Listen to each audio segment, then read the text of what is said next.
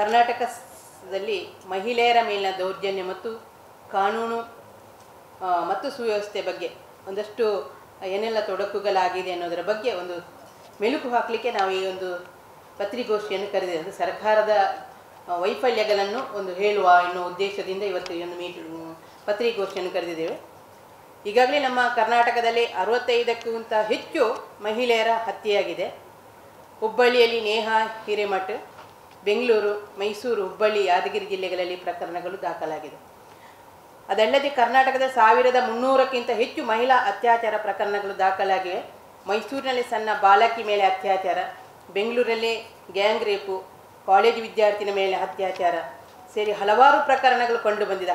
ಹಾಗೂ 100ಕ್ಕಿಂತ ಹೆಚ್ಚು ಯುವಕರ ಕೊಲೆಯಾಗಿದೆ. ಗೃಹ ಸಚಿವರು ಇದರ ಬಗ್ಗೆ ಯಾವುದೇ ಕ್ರಮ ಕೈಗೊಳ್ಳದೆ, ಇದರ ಬಗ್ಗೆ ಶಿಸ್ತು ಕ್ರಮ ಕೈಗೊಳ್ಳದೆ ಕಣ್ಣುಮುಚ್ಚಿ ಕೂತಿದ್ದಾರೆ ಎನ್ನುವ ಒಂದು ಭಾವನೆ ನಮಗೆ ಇಲ್ಲಿ ಕಾಣ್ತಾ ಇದೆ. 20ಕ್ಕಿಂತ ಹೆಚ್ಚು ಅಧಿಕಾರಿಗಳು ಅಸಹಜ ಸಾವಿಗೀಡಾಗಿದ್ದಾರೆ. ಸರ್ಕಾರದ ಕಮಿಷನ್ ಕಾಟಕ್ಕೆ 7 ಅಧಿಕಾರಿಗಳು ಆತ್ಮಹತ್ಯೆ ಮಾಡಿಕೊಂಡಿದ್ದಾರೆ. ಇವತ್ತು ಕರ್ನಾಟಕದ ಸಾಮಾಜಿಕ ಶೈಕ್ಷಣಿಕ ಗಣತಿ ಮಾಡುವ ಸಂದರ್ಭದಲ್ಲಿ ಕೂಡ ಸರ್ಕಾರದ ಒತ್ತಡಕ್ಕೆ ಬೆಚ್ಚಿ ಇವತ್ತು 6 ಜನ ಪ್ರಾಣ ತೆತ್ತಿದ್ದಾರೆ. ಇದು ರಾಜ್ಯದಲ್ಲಿ 15ಕ್ಕಿಂತ ಹೆಚ್ಚು ಗುತ್ತಿಗೆದಾರರು ಆತ್ಮಹತ್ಯೆ ಮಾಡಿಕೊಂಡು ದಯಾಮರಣ ಕೇಳಿದ ಗುತ್ತಿಗೆದಾರರು ಕೂಡ ರಾಷ್ಟ್ರಪತಿಗೆ ಮನವಿಯನ್ನು ಮಾಡಿರ್ತಾರೆ. ಇಡೀ ಕರ್ನಾಟಕದ ರಸ್ತೆಯಿಂದ 5ಕ್ಕಿಂತ ಹೆಚ್ಚು ಜನ ಪ್ರಾಣ ಕಳೆದುಕೊಂಡಿದ್ದಾರೆ ಗುಂಡಿ ಬಿದ್ದ ರಸ್ತೆಯಿಂದಾಗಿ. ಅದು ಕರ್ನಾಟಕದ ಸರ್ಕಾರದ ಏನು ಅಭಿವೃದ್ಧಿಯ ನಿರ್ಲಕ್ಷ್ಯದಿಂದ ಅಂತ ನಾವು ಇಲ್ಲಿ ಕಾಣ್ಬೋದು. ರಾಜ್ಯದಲ್ಲಿ 750ಕ್ಕಿಂತ ಹೆಚ್ಚು ಜನ ಬಾಣಂತಿಯರು, 1300 ನವಜಾತ ಶಿಶುಗಳು ಸಾವಿಗೀಡಾಗಿವೆ. 5000ಕ್ಕಿಂತ ಹೆಚ್ಚು ಭ್ರೂಣ ಹತ್ಯೆಯಾಗಿದೆ. ಸರ್ಕಾರ ಇದರ ಬಗ್ಗೆ ಕ್ರಮ ಕೈಗೊಳ್ಳಲೇ ಇಲ್ಲ. ಇದರ ಬಗ್ಗೆ ಒಂದಷ್ಟು ಯಾವುದೇ ಕ್ರಮವನ್ನು ತೆಗೆದುಕೊಳ್ಳಲು ನಿರ್ಲಕ್ಷ್ಯವನ್ನು ತೋರ್ತಿದೆ ಅಂತ ನಮಗೆ ಇಲ್ಲಿ ಕಾಣ್ತಿದೆ. ಆಣೆ ತುಳಿತದಿಂದಾಗಿ ಸುಮಾರು 25ಕ್ಕಿಂತ ಹೆಚ್ಚು ಜನ ಸಾವಿಗೀಡಾಗಿದ್ದಾರೆ. ಆಣೆ ಮತ್ತು ಮನುಷ್ಯರ ಸಂಘರ್ಷ ತಡೆ ಅರಣ್ಯ ಇಲಾಖೆಯಿಂದ ಸಂಪೂರ್ಣ ವಿಫಲ ಆಗಿದೆ. ಈ ತಡೆಯನ್ನು ಮಾಡಲಿಕ್ಕೆ ಸಚಿವರಿಗೂ ಕೂಡ ನಾವು ನಮ್ಮ ಸುಳ್ಯದಲ್ಲಿ ಆದಂಥ ಕ್ರಮ ಇರ್ಬೋದು, ಅಲ್ಲಿ ಸಾವಿಗೀಡಂತ ಬೆಳ್ತಂಗಡಿಯಲ್ಲಿ ಒಬ್ಬರು ಸಾವಿಗೀಡಾಗಿದ್ದಾರೆ, ನಮ್ಮ ಕಡಬ ತಾಲೂಕಿನಲ್ಲಿ ಸಾವಿಗೀಡಾಗಿದ್ದಾರೆ. ಅದರ ಬಗ್ಗೆ ಏನೆಲ್ಲ ಮನವಿ ಮಾಡಿದ್ದು ಕೂಡ ಅದರ ಬಗ್ಗೆ ಯಾವುದೇ ಕ್ರಮವನ್ನು ಕೈಗೊಳ್ಳಲಿಕ್ಕೆ ಈವರೆಗೆ ಅರಣ್ಯ ಸಚಿವರಿಗೂ ಕೂಡ ಆಗಲಿಲ್ಲ. ರಾಜ್ಯದಲ್ಲಿ 750ಕ್ಕಿಂತ ಹೆಚ್ಚು ಬಾಣಂತಿಯರು ಕೂಡ ಮರಣ ಹೊಂದಿದಾಗ ನಾವು ಪ್ರತಿಭಟನೆಯನ್ನು ಮಾಡಿದ್ದೇವೆ. ಆ ಪ್ರತಿಭಟನೆಗೆ ಕೂಡ ಯಾವುದೇ ರೀತಿಯ ಒಂದು ಕ್ರಮವನ್ನು ಕೈಗೊಳ್ಳದೆ ಆ ಬಾಣಂತಿಯರ ಮರಣಕ್ಕೆ ಕಾರಣ ಆಗಿದೆ ಅಂತ ಈ ಸರ್ಕಾರವನ್ನು ನಾವು ಹೇಳಲಿಕ್ಕೆ ಇಷ್ಟಪಡ್ತಿದ್ದೇನೆ. ಇವತ್ತು 4 ಬ್ಯಾಂಕ್ಗಳಲ್ಲಿ ದರೋಡೆಗಳು, ಸೈಬರ್ ಕ್ರೈಮ್ನಲ್ಲಿ ಕರ್ನಾಟಕ ನಂಬರ್ 1 ಆಗಿದೆ. ದೇಶದಲ್ಲಿ ಕ್ರೈಮ್ ಪ್ರಕರಣಗಳಲ್ಲಿ ಬೆಂಗಳೂರು 3ನೇ ಸ್ಥಾನದಲ್ಲಿದೆ. ಇದು ಗೃಹ ಸಚಿವರ ಸಾಧನೆಯಾಗಿದೆ ಅಂತ ನಾವು ಹೇಳಲಿಕ್ಕೆ ಇಷ್ಟಪಡ್ತಿದ್ದೇನೆ. ಇಲ್ಲಿ ಮೈಸೂರಿನಲ್ಲಿ ಡ್ರಗ್ ಕಾರ್ಖಾನೆ ಪ್ರಕರಣ ಕಾಂಗ್ರೆಸ್ ಮಂತ್ರಿಗಳ ಕೈವಾಡ ಸಂಖ್ಯೆ ಇದ್ದು ಸರ್ಕಾರದ ಪ್ರಕರಣಕ್ಕೆ ಈ ಸಂಬಂಧಿಸಿದಂತೆ ಸೂಕ್ತ ತನಿಖೆ ನಡೆಸಲಿಲ್ಲ ಈವರೆಗೆ ಕೂಡ. ಸಚಿವ ಪ್ರಿಯಾಂಕ ಖರ್ಗೆ ಆಪ್ತ ಜಪ್ತಾ ನಿಷೇಧಿತ ಡ್ರಗ್ ಪ್ರಕರಣದಲ್ಲಿ ಸಿಲುಕಿದ್ದು ಈ ಬಗ್ಗೆ ಯಾವುದೇ ಸಚಿವರು ಈ ಬಗ್ಗೆ ಯಾವುದೇ ಹೇಳಿಕೆಯನ್ನು ನೀಡಿಲ್ಲ ಈವರೆಗೆ. ಇದು ಯಾಕೆ ನೀಡಿಲ್ಲ ಎನ್ನುವುದರ ಬಗ್ಗೆ ಕೂಡ ನಮಗೊಂದು ರೀತಿಯ ಸಂಶಯ. ಭ್ರಷ್ಟಾಚಾರ ಪ್ರಕರಣಗಳಲ್ಲಿ ಕಾಂಗ್ರೆಸ್ ಶಾಸಕ ವೀರೇಂದ್ರ ಪಪ್ಪಿ ಬಂಧಿಯಾಗಿದ್ದಾರೆ. ಹಾಗೂ 4 ಶಾಸಕರು 6 ತಿಂಗಳಿಂದ ಜೈಲಿಗೆ ಹೋಗಿದ್ದು ಕರ್ನಾಟಕದಲ್ಲಿ ಕಾಂಗ್ರೆಸ್ ಸರ್ಕಾರದ ಭ್ರಷ್ಟಾಚಾರ ಹೆಚ್ಚಾಗಿದೆ ಎನ್ನುವುದು ಕಂಡು ಬರ್ತಿದೆ. ಅಂದರೆ ಅವರ ಬಗ್ಗೆ ಯಾವುದೇ ಕ್ರಮವನ್ನು ಕೈಗೊಳ್ಳಲಿಲ್ಲ. ಇದು ಅವರು ಮತ್ತೆ ಕೂಡ ಅವರ ಪರವಾಗಿ ಸರ್ಕಾರ ಒಂದು ರೀತಿಯ ಸಹಕಾರವನ್ನು ಕೊಡ್ತಾ ಇದೆ ಅಂತ ಮೇಲ್ನೋಟಕ್ಕೆ ಕಾಣ್ತಿದೆ. ಗಣಪತಿಯ ವಿಸರ್ಜನೆ ಸಂದರ್ಭದಲ್ಲಿ ಕಲ್ಲು ತೂರಾಟ ಮಾಡುವ ಪರ ಸರ್ಕಾರ ನಿಲ್ಲುತ್ತದೆ. ತಲವಾರುಗಳು ಪ್ರದರ್ಶನ ಮಾಡುವವರ ಮೇಲೆ ಕ್ರಮ ಇಲ್ಲ. 2 ಪೊಲೀಸ್ ಸ್ಟೇಷನ್ಗಳಿಗೆ ಬೆಂಕಿ ಹಚ್ಚಿದ ಪ್ರಕರಣ ಮುಚ್ಚಿ ಹಾಕುವ ಪ್ರಯತ್ನದಲ್ಲಿ ಸರ್ಕಾರ ಇದೆ. ಈ ಸರ್ಕಾರ ಅದನ್ನೆಲ್ಲ ಮುಚ್ಚಿ ಹಾಕಿ ಅಲ್ಪಸಂಖ್ಯಾತರ ಓಲೈಕೆಯಲ್ಲಿ ಮಾತ್ರ ಮಾಡ್ತಾ ಇದೆ. ಇತ್ತೀಚಿನ ದಿನಗಳಲ್ಲಿ ರೈತರು ಬ್ಯಾಂಕಿನಿಂದ ಸೈಬರ್ ವಂಚನೆಯಾಗಿದೆ. ಕಳೆದ 7 ತಿಂಗಳಲ್ಲಿ 8620 ಪ್ರಕರಣ ಕಂಡು ಬಂದಿದೆ. ಈ ಬಗ್ಗೆ ಸರ್ಕಾರ ಎಚ್ಚೆತ್ತುಕೊಳ್ಳಿಲ್ಲ. ಅದರ ಬಗ್ಗೆ ಅರಿವು ಕೂಡ ರೈತರಿಗೆ ಒಂದು ರೀತಿಯ ಅರಿವನ್ನು ಮೂಡಿಸುವಂಥ ಕಾರ್ಯಕ್ರಮ ಕೂಡ ಈವರೆಗೆ ಆಗಲಿಲ್ಲ. ಕರ್ನಾಟಕದಲ್ಲಿ ಇವತ್ತು ವಕ್ಫ್ ಬೋರ್ಡ್ಗಳ ಆಸ್ತಿ ದ್ವಿಗುಣಗೊಂಡಿದೆ. ವಕ್ಫ್ ಆಸ್ತಿ ಕಾಂಪೌಂಡ್ ಮತ್ತು ಇತರ ಸೌಲಭ್ಯಗಳ ವಿಶೇಷ ನಿಧಿಯನ್ನು ಸರ್ಕಾರ ನೀಡುತ್ತಿದೆ. ಆದರೆ ಹಿಂದೂ ದೇವಾಲಯಗಳ ದುರಸ್ತಿಗೆ ಈವರೆಗೆ ಯಾವುದೇ ಕ್ರಮ ಕೈಗೊಂಡಿಲ್ಲ, ಯಾವುದೇ ಅನುದಾನವನ್ನು ಬಿಡುಗಡೆ ಮಾಡಿಲ್ಲ. ಅತಿವೃಷ್ಟಿ ಅನಾವೃಷ್ಟಿಯಿಂದ ಬೆಳೆ ಹಾನಿಗೆ ಸಂಬಂಧಿಸಿದಂತೆ ಸರ್ಕಾರ ಕೋಟಿ ಕೋಟಿ ಹಣ ಬಿಡುಗಡೆ ಮಾಡಿದ್ದೇವೆ ಎಂದು ಹೇಳುತ್ತಿದ್ದಾರೆ. ಆದರೆ ಇಲ್ಲಿಯವರೆಗೆ ಯಾವುದೇ ರೈತರಿಗೆ ಖಾತೆಗೆ ಹಣ ಬಿಡುಗಡೆಯನ್ನು ಹಣವನ್ನು ನೀಡಿದ್ದಾರೆ ಎನ್ನುವುದರ ಯಾವ ಬಗ್ಗೆ ನಮಗೆ ಮಾಹಿತಿ ಇಲ್ಲ. ನೀಡಿದ್ದೇವೆ ಅಂತ ಹೇಳ್ತಾರೆ, ಯಾವ ರೈತನ ಖಾತೆಗೂ ಬಂದಿಲ್ಲ. ಸರ್ಕಾರದಿಂದ ಯಾವುದೇ ಹೊಸ ಯೋಜನೆಗಳು ಕೂಡ ರೂಪಿತವಾಗುತ್ತಿಲ್ಲ ಇಲ್ಲ. ಈಗ ಸಮಾಜ ಕಲ್ಯಾಣ, ಬುಡಕಟ್ಟು, ಅಲ್ಪಸಂಖ್ಯಾತ ಕಲ್ಯಾಣ ಇಲಾಖೆಯ ಅಡಿಯಲ್ಲಿ ಸರ್ಕಾರ ನಡೆಸುವ ಹಾಸ್ಟೆಲ್ಗಳಲ್ಲಿ ಯಾವುದೇ ಸೌಲಭ್ಯಗಳಿಲ್ಲ. ಆದರೆ ಮಲ್ಲಿಕಾರ್ಜುನ ಖರ್ಗೆ ಅವರ ಖಾಸಗಿ ಶಿಕ್ಷಣ ಸಂಸ್ಥೆಗೆ ನಡೆಸುತ್ತಿದ್ದು ಸರ್ಕಾರದಿಂದ ಅಭಿವೃದ್ಧಿಗೆ ಹೆಚ್ಚಿನ ಅನುದಾನವನ್ನು ನಿಧಿಯನ್ನು ಆ ಸಂಸ್ಥೆ ಪಡೀತಾ ಇದೆ. ಈ ನಿಧಿಯನ್ನು ಆ ಸಂಸ್ಥೆ ಖರ್ಗೆ ಸಂಸ್ಥೆ ಪಡೀತಿದೆ. ಆದರೆ ಇಲ್ಲಿ ನಮ್ಮ ಹಾಸ್ಟೆಲ್ಗಳಿಗೆ ಸರಿಯಾದ ಸೂಕ್ತವಾದ ವ್ಯವಸ್ಥೆಯನ್ನು ಮಾಡಲಿಕ್ಕೆ ಈ ಸರ್ಕಾರದಿಂದ ಆಗಲಿಲ್ಲ. ಆರೋಗ್ಯ ಇಲಾಖೆಯ ಹೊಸ ವೈದ್ಯರು ಮತ್ತು ದಾದಿಗಳು ಯಾವುದೇ ನೇಮಕಾತಿ ಮಾಡದೆ ಆಸ್ಪತ್ರೆಯಲ್ಲಿ ವೈದ್ಯರು ಮತ್ತು ದಾದಿಯರ ಕೊರತೆ, ಔಷಧಿ ಕೊರತೆ ಉಂಟಾಗಿ ಆರೋಗ್ಯ ಇಲಾಖೆ ಇದನ್ನು ಕೂಡ ಇಲ್ಲಿ ಎಷ್ಟೋ ಜನರಿಗೆ ಆರೋಗ್ಯದಿಂದ ಸಮಸ್ಯೆಯನ್ನು ಅನುಭವಿಸೋರಿರ್ಬೋದು, ಆಕ್ಸಿಡೆಂಟ್ ಆದವರು ಕೂಡಲೇ ಅವರಿಗೆ ಪರಿಹಾರ ಇಲ್ಲದೆ ಎಲ್ಲ ಆಸ್ಪತ್ರೆಗಳಲ್ಲಿ ಸರಿಯಾದ ಡಾಕ್ಟ್ರು ಮತ್ತು ದಾದಿಯರು ಇಲ್ಲದ ಕಾರಣ, ಮಂಗಳೂರಿಗೆ ಬರುವಷ್ಟಿಗೆ ರೋಡು ಕೂಡ ಸರಿ ಇಲ್ಲದ ಕಾರಣ ಅರ್ಧ ದಾರಿಯಲ್ಲೇ ಮರಣ ಹೊಂದುವಂಥ ಘಟನೆಗಳು ಆಗಿದೆ. ಇದರ ಬಗ್ಗೆ ಸರ್ಕಾರ ಇನ್ನೂ ಕೂಡ ಕ್ರಮ ಕೈಗೊಂಡಿಲ್ಲ. ಇಷ್ಟೆಲ್ಲ ವಿಚಾರದ ಬಗ್ಗೆ ನಾವು ಮಾತಾಡಲಿ ಒಂದು ಪತ್ರಿಕಾಗೋಷ್ಠಿಯನ್ನು ಇಟ್ಕೊಂಡಿದೆ. ಇವತ್ತು ನಮ್ಮ ರಾಜ್ಯ ಸರ್ಕಾರದ ವೈಫಲ್ಯವನ್ನು ನೋಡುವಾಗ ಇವತ್ತು ಸಮಸ್ಯೆಗಳೇ ಜಾಸ್ತಿ ಆಗಿದೆ ಹೊರತು ಸಮಸ್ಯೆಗಳು ಕಡಿಮೆ ಮಾಡುವಂಥ ಸಂದರ್ಭ ಯಾವುದು ಕೂಡ ಕಂಡು ಬಂದಿಲ್ಲ. ಈಗಾಗಲೇ ನಮಗೆ ಕೂಡ ಅನುದಾನವನ್ನು ಕೊಡ್ತೇವೆ ಅಂತ ಹೇಳುವ ಭರವಸೆ ನೀಡಿದರೆ ಹೊರತು ಅನುದಾನಗಳು ಬಂದಿರುವಂಥದ್ದು ಬಹಳ 100%ಅಲ್ಲಿ 25% ಕೂಡ ಇದುವರೆಗೆ ಬಂದಿಲ್ಲ. 10% ಈ ಸಲ ಕೊಡ್ತೇವೆ ಮತ್ತೆ ಕೊಡ್ತೇವೆ ಅಂತ ಹೇಳಿದರೆ ಈವರೆಗೂ ಯಾವುದೇ ಅನುದಾನ ಬಿಡುಗಡೆ ಮಾಡಲಿಲ್ಲ.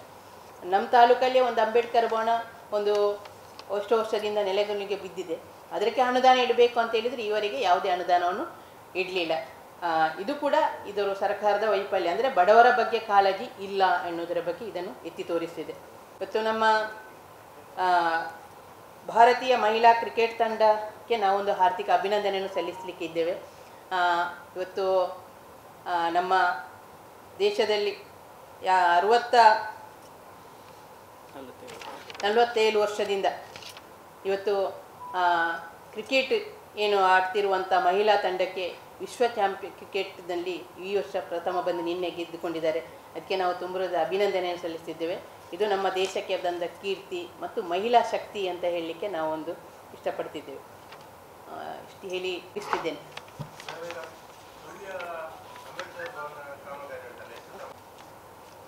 ಕಳೆದ ನಮ್ಮ ಸರ್ಕಾರ ಇರುವಾಗ ಅದಕ್ಕೆ ಅನುದಾನ ಬಿಡುಗಡೆ ಮಾಡಿದರು. 5 ಕೋಟಿಯ ಪ್ರಪೋಸಲ್ ಹೋಗಿತ್ತು. ಅದರಲ್ಲಿ 2 ಕೋಟಿ ಬಿಡುಗಡೆಯಾಗಿ 2 ಕೋಟಿಯ ಕಾಮಗಾರಿ ಪೂರ್ತಿಯಾಗಿದೆ.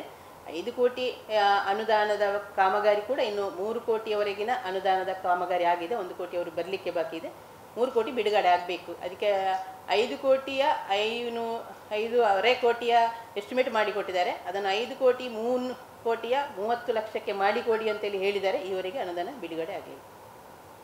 ಹೆಚ್ಚುವರಿಯಾಗಿ 3 ಕೋಟಿ ಅನುದಾನ ಬೇಕು. 5 ಕೋಟಿಗೆ ಮುಗಿಸುವುದಾದರೆ ಅದನ್ನು ಸಂಪೂರ್ಣ ಮಾಡಬೇಕಿದ್ರೆ ಆ ವ್ಯವಸ್ಥೆಗೆ ಸರಿಯಾಗಿ ಮಾಡಬೇಕಿದ್ರೆ ಇನ್ನೂ 5 ಕೋಟಿ ಅನುದಾನ ಬೇಕಾಗಿದೆ. ಅದು ಕಳೆದ 2001ರಿಂದ ಸ್ಟಾರ್ಟ್ ಆಗಿದೆ ಅದು ಕಾಮಗಾರಿ. ಅದೇ ನಮ್ಮ ಸರ್ಕಾರ ಇರುವಾಗಲೇ ಅನುದಾನ ಕೊಟ್ಟದ್ದು, ಅದಕ್ಕೆ ಮೊದಲು ಕೊಡಲಿಲ್ಲ.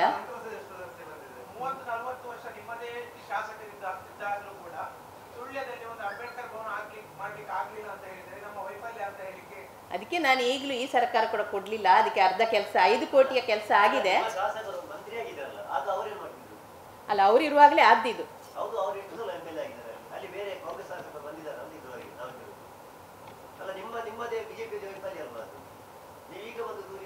ಇಲ್ಲ, ನಮ್ಮ ಸರ್ಕಾರ ಬಂದಿರಲಿಲ್ಲ ಇಷ್ಟವರೆಗೆ. MLA ಆಗಿರ್ಬೋದು. ಸರ್ಕಾರ ಬಂದಿರುವಾಗ ನಮ್ಮ ಸರ್ಕಾರ ಬಂದದ್ದು ಆಗ ಮಾತ್ರ ಅನುದಾನ ಬಿಡುಗಡೆ. ಅದಕ್ಕೆ ಮೊದಲು ಬಿಡುಗಡೆ ಆಗಿರಲಿಲ್ಲ. ಸರ್ಕಾರ ಅನುದಾನ ಕೊಡದಿದ್ರೆ ಈಗ ನೋಡಿ ನಾವು ನೋಡ್ತಿದ್ದೇವೆ, BJP ಸರ್ಕಾರಕ್ಕೆ 10 ಕೋಟಿ ಕೊಟ್ಟರೆ ಕಾಂಗ್ರೆಸ್ ಸರ್ಕಾರಕ್ಕೆ 25 ಕೋಟಿ, ಕಾಂಗ್ರೆಸ್ ಸರ್ಕಾರಕ್ಕೆ 50 ಕೋಟಿ ಕೊಟ್ಟರೆ ನಮಗೆ 25 ಕೋಟಿ ಕೊಡ್ತೇವೆ ಅಂತ ಹೇಳಿದರೆ ಕೊಡಲಿಲ್ಲ. ಈ ತಾರತಮ್ಯ ಮೊದಲಿಂದ ಇದ್ದ ಕಾರಣ ಇದು ಸಮಸ್ಯೆ ಆಗಿದೆ.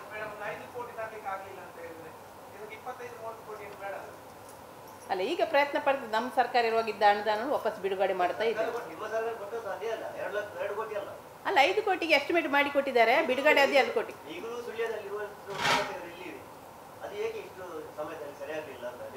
ವರ್ಷಗಳಲ್ಲಿ ನಿಮ್ಮ MLA-ಗಳಿದ್ರು ಎಷ್ಟೋ ಬ್ರಿಡ್ಜಸ್ ಮತ್ತೆ ರಸ್ತೆಗಳೇ ಇಲ್ಲ, ಎಲ್ಲ ಕಾಡಿನಲ್ಲಿ ನೆಟ್ವರ್ಕ್ ಇಲ್ಲ. ನೋಡಿದ್ರೆ ಸುಳ್ಯದಷ್ಟು ಹದಗೆಟ್ಟಿರುವ ರಸ್ತೆಗಳು ಬೇರೆಯಲ್ಲಿ ಇರಲಿಕ್ಕಿಲ್ಲ ಅಂತ ಆಗ್ತದೆ.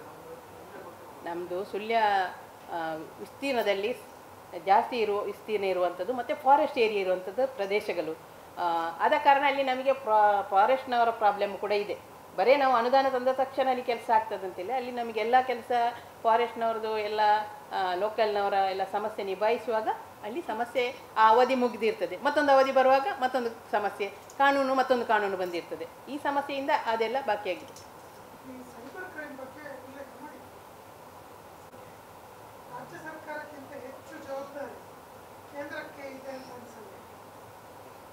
ಕೇಂದ್ರದ ಕೆಲಸ ಕೇಂದ್ರ ಮಾಡ್ತಾ ಇದೆ. ನಾನು ಹೇಳಿದ್ದು ನಾವು ಕೇಂದ್ರದ ಬಗ್ಗೆ ಮಾತಾಡಲಿಕ್ಕೆ ನಾನು ರಾಜ್ಯ ಸರ್ಕಾರದ ಅಡಿಯಲ್ಲಿ ನಾನು ಕೆಲಸ ಮಾಡುವ ಕಾರಣ ನಾನು ರಾಜ್ಯ ಸರ್ಕಾರವನ್ನು ಹೇಳ್ತಿದ್ದೆ.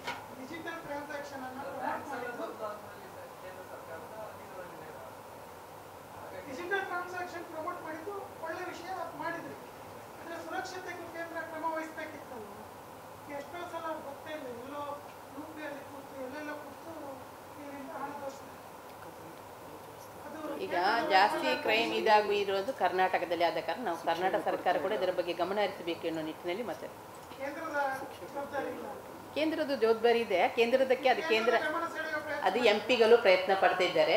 ನಾವು ಶಾಸಕರಾಗಿ ಅದರ ಬಗ್ಗೆ ಮಾತಾಡಲಿಕ್ಕಿಲ್ಲ. ಮಾಡಿದ್ದೇವೆ, ಅಲ್ಲ ಮನವಿಯನ್ನು ಮಾಡಿದ್ದೇವೆ ನಮ್ಮ ಸೈಬರ್. ನಾವು MP ಗಳಿಗೆ ಮಾಡಿದ್ದೇವೆ, ಅವರ ಪ್ರಕಾರ ಮುಖಾಂತರ ಅವ್ರ ಮಿನಿಸ್ಟ್ರಿಗೆ ಕೊಟ್ಟಿದ್ದಾರೆ.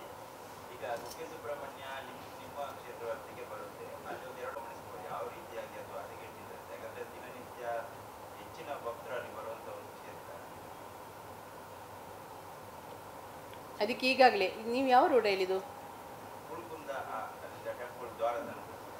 ಅಲ್ಲ, ನಮಗೆ 3 ಕಡೆಯಿಂದ ರೋಡ್ ಬರ್ತಿದೆ, 3 ಕಡೆ ರಸ್ತೆಗಳು ಹೀಗೆ ಆಗಿದೆ.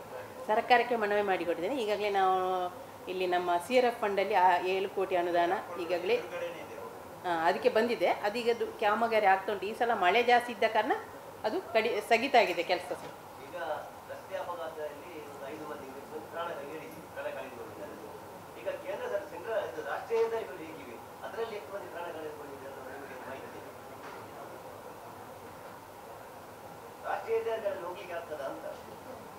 ಅದು ಅಭಿವೃದ್ಧಿ ಆಗ್ತಾ ಇದೆ ಅಲ್ಲ ಕೆಲಸ. ರಾಜ್ಯ ಸರ್ಕಾರದ ಅಭಿವೃದ್ಧಿ ಆಗಿದೆ. ರಾಷ್ಟ್ರೀಯದಲ್ಲಿ ಎಷ್ಟು ಮಂದಿ ಪ್ರಾಣ ಕಳೆದುಕೊಂಡಿದ್ದಾರೆ. ಇಲ್ಲಿ ನಂತೂರು ಜಂಕ್ಷನ್ ಅಲ್ಲಿ ಎಷ್ಟು ಮಂದಿ ಪ್ರಾಣ ಕಳೆದುಕೊಳ್ತಾ ಇದ್ದಾರೆ. ಅದರ ಬಗ್ಗೆ ನೀವು ಗಮನ ಇಲ್ಲ, ಅದರ ಬಗ್ಗೆ ಕೂಡ ನಾವು ಮನವಿ ಮಾಡಿದ್ದೇವೆ.